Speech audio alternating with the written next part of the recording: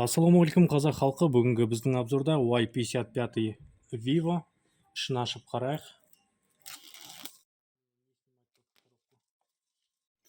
Так, коробкасының ішін ашып қарайық.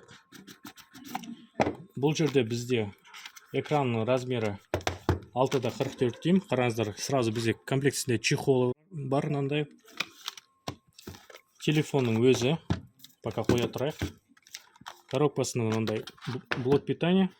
Бұл жерде бізде 44 ваттқа және USB шнур Type-C. Телефонды алып тастайық. Так, телефон түрі осындай. Покрытие матовое, саусақтың ізі қалмайды және бұлай саусаққа жағымды сезіледі. 3 камерасы бар. Бетінде экранында уже пленкасы жабысып тұр. Қазір қосып көрейік. Мына артқы камерасы, ең басты камерасы 50 мегапикселға, одан кейінгі екі камерасы 2 мегапикселдан каждый. Біреуі макросъемкаға, екіншісі портретная съемкаға. Оң жағында кнопка орналасқан, дыбысты көбейтіп азайтатын кнопкасы, кнопка блокировки, астында бізде наушники тағатын жер, микрофон и USB Type-C және динамик орналасқан. Сол жағында түк ештеңе жоқ, жоғарысында бізде сим-карта салатын жері және екінші микрофон. Телефон мынандай, қазір сразу қосып көрсетейін. Вот мінеки телефонды қостым. Ішінде бізде көре кетейік.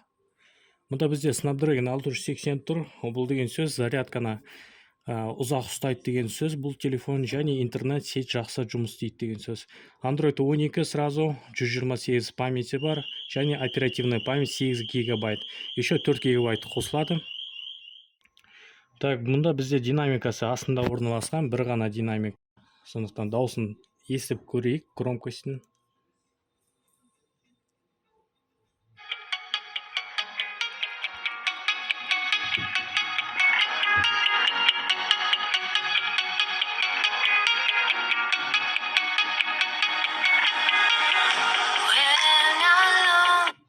Яғни динамикасы қатты шығады. Біреу звондаса, звоноктың дауысын по-любому еститін боласыздар. Сонымен управлениесі Samsung-тағыдай, меню бүкілі бар, бүкілі орысша. Телефон жалпы жақсы жасалған.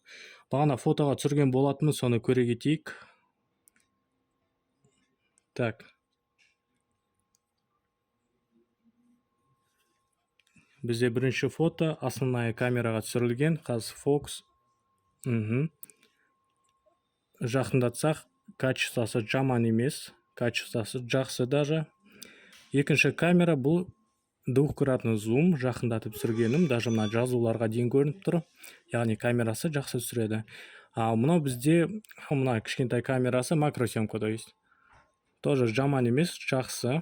Одан кейін видеоға түсірдім, соны көре кетейік. Full HD 30 кадр в секунду. Видеоға осылай түсіреді. Качествосы жаман емес, нормальное качество. Жақындатып көрсек болады. Так, бұл жерде бізде максимум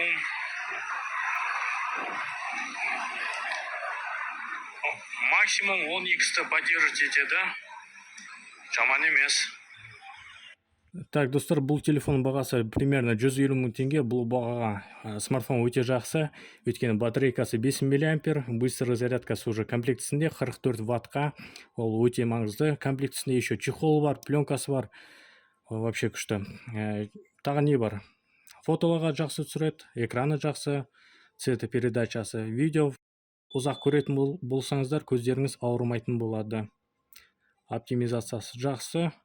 Snapdragon 680 деген процессор тұр. Тағы қайталай кетейін, өйткені бұл процессор мысалға алғанда Oppo Reno 7 деген бар, 220 мың теңгеге сатылады. Дәл сонда осындай процессор тұр. Сондықтан бұл телефонда алсаңыздар өкінбейсіздер. Видеоға лайк басып, каналға тіркеліңіздер. Жақсы, сау болыңыздар.